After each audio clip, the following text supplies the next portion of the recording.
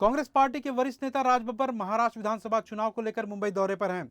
Media से बात करते हुए राज बब्बर ने कहा कि महाराष्ट्र की धरती पर जो भी कदम रखता है वह खाली हाथ आता जरूर है, लेकिन महाराष्ट्र और मुंबई सभी को सब कुछ देती है। अपने बयान में राज बब्बर ने बीजेपी नेताओं के वोट जिहाद के बयानों पर जमकर निशाना साधा है। आगे राज बब्बर ने यह भी कहा कि उत्तर प्रदेश हो या महाराष्ट्र की धरती, ये दोनों पवित्र धरती हैं। यहाँ पर बटेंगे तो कटेगा नारा नहीं चलेगा। इनकी इसी हरकतों से उत्तर प्रदेश में 30 और महाराष्ट्र में 17 लोकसभा की सीटें बीजेपी को गंवानी पड़ी थी। पीएम मोदी ने इस बात को समझ गए हैं। उनका यह नारा महाराष्ट्र में काम नहीं करेगा, इसलिए पीएम मोदी विदेश दौरे पर चले गए हैं। आगे राज बब्बर ने यह भी कहा है कि उत्तर प्रदेश हो या महाराष्ट्र की धरती, ये दोनों पवित्र धरती है। यहाँ पर बटेंगे तो कटेगा नारा नहीं चलेगा। इनकी इसी हरकतों से उत्तर प्रदेश में 30 और महाराष्ट्र में 17 लोकसभा की सीटें बीजेपी को गंवानी पड़ी थी।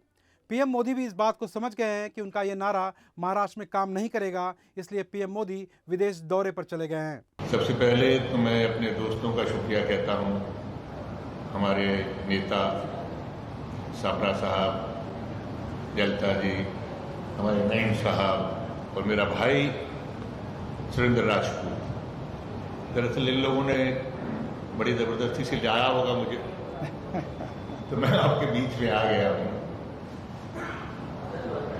देखिए, मेरे से ज़्यादा आज की स्थिति और महाराष्ट्र की स्थिति को आप ज़्यादा जानते हैं। हम लोग तो उतना ही समझ पाते हैं, राजनीतिक तौर पर नहीं। मैं यहाँ का नागरिक भी हूँ, बाशिंदा भी हूँ।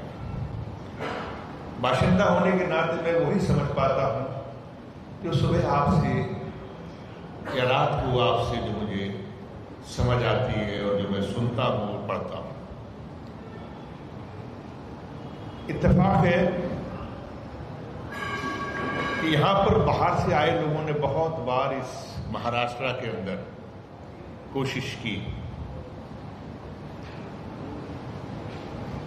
एक आध मीर जाफर जयचंद तो हो ही जाते हैं, लेकिन छत्रपति शिवाजी महाराज के जमाने से या उससे पहले भी महाराष्ट्र की संस्कृति रही है कि हम लोगों ने कभी भी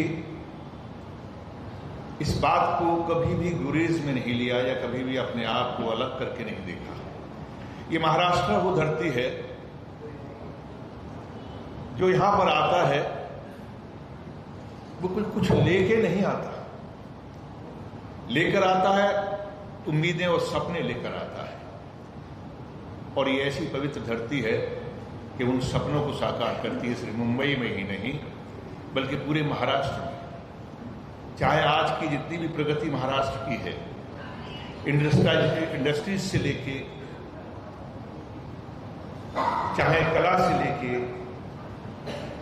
इस महाराष्ट्र ने सबको अपनाया, अपनी गोद में लिया और यहां पर जगह दी और मान दिया और सम्मान दिया। हम में से बहुत सारे ऐसे लोग उधर भी बैठे और यहां भी बैठे हैं, हम उसकी गवाह हैं, हम उसकी गवाही भी हैं। अभी कुछ रोज पहले एक बहुत ऐसा नारा, जिस नारे को यहां पर बड़ा उछाला गया और कोशिश की गई कि नारा उछल जाए। ये वो लोग थे जो महाराष्ट्र के अंदर या देश की ये जनता की, लोगों की राजनीति को जो या उनकी इच्छा को नहीं समझ रहे, वो बड़े बड़े नाम दे रहे हैं, वोटों की जिहाद, वोट जिहाद, ये तमाम चीजों को नारे देने के बावजूद भी उनका बनना कुछ नहीं है। ये महाराष्ट्र की पवित्र धरती है, उत्तर प्रदेश की पवित्र धरती है कि आज वहां के लोगों का फैसला जो हुआ, 30 वहां से और 16-17 यहां से कम हुए। और केंद्र के अंदर अगर आज जो है बीजेपी सरकार की जो कमी आई है, उसका बहुत बड़ा योगदान उत्तर प्रदेश और महाराष्ट्र से है। तो जो थोड़े से बुद्धिमान थे, चुनावी राजनीति में बड़े प्रकांड थे, वो तो इस बात को समझ गए और जल्दी से उन्होंने फैसला किया कि यहां नहीं चलेंगे। और वो 5 दिन की विदेशों की यात्रा पर निकल गए, अपने आप को पतली गली से निकाल लिया। यहां पर एक आए जो खुद ना बचा सके उत्तर प्रदेश को, अपनी उनकी जमीन से 30 लोग निकल के भाग गए और यहां आकर वो कह गए बटेंगे तो कटेंगे। भाई तुम किनको कह रहे हो बटेंगे तो कटेंगे? उनको कह रहे हो जिन्होंने तो खुद बांटे और खुद काटे। अब उनमें से जो लोग हैं वो कटने के वजह से डर रहे हैं। आप लोग इस बात के साक्षी हैं कि यहां पर 3 दिन के अंदर कभी भी सरकार नहीं बनी, परिणाम निकलने के बाद, रिजल्ट निकलने के बाद। 23 को रिजल्ट निकल रहा है, 26 को नई सरकार बननी है। 15 दिन पहले ये चुनाव हो सकता था लेकिन नहीं किया गया। वजह इसलिए कि आने वाले कल में जब 23 तारीख को परिणाम आएगा तो राज्यपाल का जो है आ जाएगा, शासन आ जाएगा 3 दिन के बाद में। जब उनका सेशन आएगा तो बेचारे जो पहले ही कट के आए, जो पहले ही जिन्होंने जैसे पार्टियों को काट काट के अपने पास में लेके आए हैं, बांट के लाए हैं, तो जो कट के निकले हैं, कुछ उधार का सिंदूर है जो हम लोगों के यहाँ से भी निकल के गए हैं, जिससे इन्होंने अपने यहाँ की सरकार की मांग सुधारी। ये मांग भरी है इन्होंने कुछ उधार के लिए, कुछ बांट के लिए, कुछ काट के लिए। अब वो जो कट के आए हैं, अब उनकी धौंकनी शुरू हो गई कि भाई 3 दिन के बाद तो ये लोग दोबारा से फिर राज्यपाल लगाएंगे और हमारे ही लोगों में से काटने लगेंगे। थाने के बहुत बड़े नेता जो हमारे मुख्यमंत्री भी हैं, वो इतना डर गए थे बटेंगे कटेंगे थे कि उनका तो बयान भी आ गया कि नहीं नहीं, वो यहाँ की बात नहीं कह के गए हैं, वो विदेशों के तमाम हिंदुओं की, बांग्लादेश के हिंदुओं की बात करके गए। ये टिप्पणी आई। एक जो कट के आए वो इधर, उनका बयान आया, जो एनसीपी से कट के आए, उन्होंने कहा साहब कि ये हमारी ही राजनीति नहीं। एक और है, हमारे भाई रहे हैं, हमारे मित्र हैं, मित्र तो कभी भी रह सकता है, आज भी हैं। वो उधार का सिंदूर जो यहां पे आया वो भी डर गए। जल्दी से उन्होंने कह दिया कि नहीं, ये इस तरह की राजनीति महाराष्ट्र में नहीं चलेगी। पीढ़ से बहुत बड़े नेता हैं, उनकी बेटी ने भी कह दिया कि ये महाराष्ट्र की संस्कृति नहीं। तो मेरा कहने का मतलब ये है, बांटने वाले भी यही हमारे जो है अध्यक्ष, राष्ट्रीय अध्यक्ष कह के चले गए महाराष्ट्र में कि बांटने वाले भी यही और काटने वाले भी यही। अब ये बांटने और काटने वाले खुद डर रहे हैं, जो कट के आए हैं वो सोच रहे हैं कि अभी और ना कट जाएं। तो ज्यादा कटने की फिराक में, ज्यादा कटने के भय से वो लोग इतने घबराए हुए हैं कि उन्होंने अपनी अपनी ढपली शुरू कर दी। ये इस प्रदेश की जनता अच्छी तरह से जानती है। महाराष्ट्र की गरिमा, महाराष्ट्र का गौरव इसीलिए है कि महाराष्ट्र की जनता को कोई व्यक्ति बाहर से आके उनको बहका कर नहीं जा सकता। कुछ बुद्धिमान थे राजनीति के, वो तो चले गए बाहर, कुछ यहां से वैसे ही अपना बोरिया बिस्तरा उठा के निकल गए, लेकिन महाराष्ट्र की जनता ने इसको स्वीकार नहीं किया। और तमाम लोग आज इस बात को समझ भी रहे हैं कि यहां पर भाई सबसे पहले तो बीजेपी की कुर्सी कटी, उनकी कुर्सी कट के किसी और को गई, जिसको गई अब जब जाएगी 23 तारीख के बाद में कहेगा मैं मुख्यमंत्री, वो कहेगा मैं मुख्यमंत्री, वो कहेगा मैं मुख्यमंत्री। कांग्रेस में कभी मैं मुख्यमंत्री नहीं हुआ।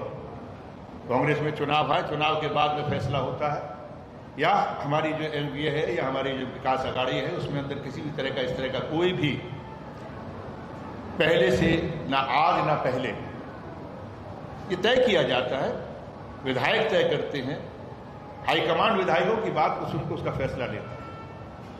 और आगे भी यही होने वाला, लेकिन इनके यहाँ आज से ही मैं शुरू हो गई है और मैं वाले अब ये डरे हुए हैं कि अब हमारा क्या कटेगा। बट तो गए जी, फरमाइए। नहीं, अब अच्छा किया आपने पूछ लिया। पहली बार किसी महिला ने मुझसे कुछ पूछा है, बताइए ना।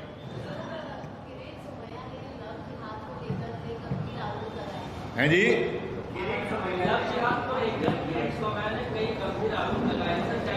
किरीट ने देखिए, उनकी बातों को ज्यादा मत सुना कीजिए, बीजेपी भी उनकी बातों को नहीं सुनती, और इसीलिए प्रधानमंत्री ने भी उनकी बहुत सारी बातों को जो है ना सुना और उनको अनसुना करके यहाँ वापस भेज दिया। सर, गौरव भाटिया ने प्रेस कॉन्फ्रेंस के दौरान कहा कि हम जनता की बात करेंगे। एक बात स्पष्ट हो गई, झारखंड में भाजपा और महाराष्ट्र में महायुति की सरकार बनेगी। देखिए, वो तो उनका काम यही है, वो लखनऊ से आए हैं, ये ज़्यादा अच्छी तरह से जानते हैं, मैं तो उनके पिताजी को जानता था। वो बहुत कुछ कह रहे हैं, लेकिन अभी तक उनका कुछ बन नहीं पा रहा। जिस आदमी कुछ अपना नहीं बना पाता तो कहने की कोशिश करता है कहीं कुछ हो जाए। उन्होंने अपने नारे को जस्टिफाई किया है कि एक रहोगे तो सेफ रहोगे, इसमें गलत क्या है, लेकिन महाराष्ट्र में भ्रष्ट अघाड़ी, एनडीए को भ्रष्ट अघाड़ी बताया, इसमें उन्हें दिक्कत क्यों है? मेरी पहली बात तो ये है कि जो उन्होंने कहा है वो प्रधानमंत्री की लाइन को लिया है, एक रहेंगे तो सेफ रहेंगे, क्योंकि शायद प्रधानमंत्री इस बात को समझ गए कि महाराष्ट्र के अंदर बांटा नहीं जा सकता। यहाँ जब रेलवे स्टेशन पर उतरता है, जब 2 दिन की यात्रा करके आता है, आधा पेट खाना होता है, उसके बाद जब आने के बाद में ये शहर उससे ये नहीं पूछता, या महाराष्ट्र ये नहीं पूछा भाई तू किस जात का आया है, किस धर्म का आया है। सबसे पहले वो यहाँ पर रोजगार देने की मांगता है, रोजगार मिलता है, रोटी मांगता है, रोटी मिलती है। तो उनको समझ में आ गया कि यहाँ पर वो एक रहेगी, वो तो भाई हम हैं ही एक। महाराष्ट्र के लोग कभी बटे ही नहीं, वो एक ही हैं, और छत्रपति शिवाजी के ज़माने से एक है। उसमें कोई ये नहीं देखा गया। जो महाराष्ट्र के साथ में, महाराष्ट्र के गौरव और गरिमा के साथ में रहा है, वो सब एक रहे, और इसी की वजह से ही प्रधानमंत्री को यहाँ से सरकना पड़ा है। वो गए ना 5 दिन के लिए। चुनाव प्रचार चल रहा है, कई तरह की नारेबाजी की जा रही है। दूसरी तरफ जो मौलवी है, मौलाना है सज्जाद मोबानी, उन्होंने ये कहा है कि आप जो है महाविकास आघाड़ी के हक में वोट करें, बाकायदा जो है वो मस्जिदों से जो है वो अनाउंसमेंट करवाया जा रहा है। देखिए, जहाँ तक सवाल है ना, झारखंड में उलेमा ने भी इसी तरह से अपील किया है। किसने? उलेमा ने। अब बीजेपी का आरोप है अब ये वोट जिहाद नहीं है, तो क्या है? आपने जो बहुत सही फरमाया इस बात को। देखिए, मैं उन लोगों में से हूँ, ना मैं पंडों की या पंडितों की बात मानता हूँ, ना मैं मौलाना मौलवियों की बात को मानता हूँ। कोई पॉलिटिशियन की बात किसी ने कही हो, उसकी बात कही, मैं उसका जवाब दूंगा। ये वर्ड अपने बाप, अपने अपने फन में, अपने अपने अदब में, अपने अपने मजहब में ये लोग लीन लोग हैं, वो क्या कहते हैं वो जाने। हमसे बात करो कि हमारे किसी साथी ने कुछ कहा हो तो हम उसका जवाब देंगे। क्रिकेट को लेकर एक नई बहस शुरू हुई है। भारत पाकिस्तान क्रिकेट को लेकर अक्सर ये कहा जाता है कि खेल और आतंकवाद दोनों एक साथ नहीं चल सकते। मेरा सवाल आपसे ये है कि मुंबई हमले का जो मास्टरमाइंड है जाकिरुर रहमान लकड़ी, उसका एक वीडियो सामने आया है और वो पाकिस्तान में इस समय जो खुले तौर पर घूमता हुआ दिखाई दे रहा है। पाकिस्तान आपसे ये कह रहा था कि वो जेल में बंद है 2021 से, तो अब जब उसका पर्दाफाश हुआ है तो पाकिस्तान में घूमता हुआ नजर आ रहा है। तो आप खेल को किस तरीके से देखते हैं जो एक नई बहस शुरू हुई है? क्रिकेट को लेकर आप क्रिकेट की बात कर रहे हैं। क्रिकेट का मुखिया कौन है आज हिंदुस्तान के अंदर? आप ज्यादा जानते होंगे, पढ़े लिखे लोग हैं सब। कौन है भाई मुखिया क्रिकेट का? जी, आप उनसे इस सवाल के बारे में जवाब पूछिए, वो क्या कहते हैं आप। क्योंकि राज बब्बर तो बहुत छोटा सा आदमी है। राज बब्बर क्रिकेट का गुल्लू डंडा नहीं खेला कभी, तो ये जय शाह जी इसका जवाब देंगे। बाकी रहा आपने दूसरे जिस जाकिर की बात की है, वो दूसरे देश का नागरिक है। उसने क्या कहा है ये आप हमारे एक्सटर्नल मिनिस्ट्री में इसके बारे में बातचीत कीजिएगा। जयशंकर जी जरूर इसका संज्ञान लेंगे। बहुत ही सुलझे हुए व्यक्ति हैं मेरे ख्याल से। बहुत बहुत शुक्रिया आपका, धन्यवाद। जल्दी आप सबको निपटा दिया।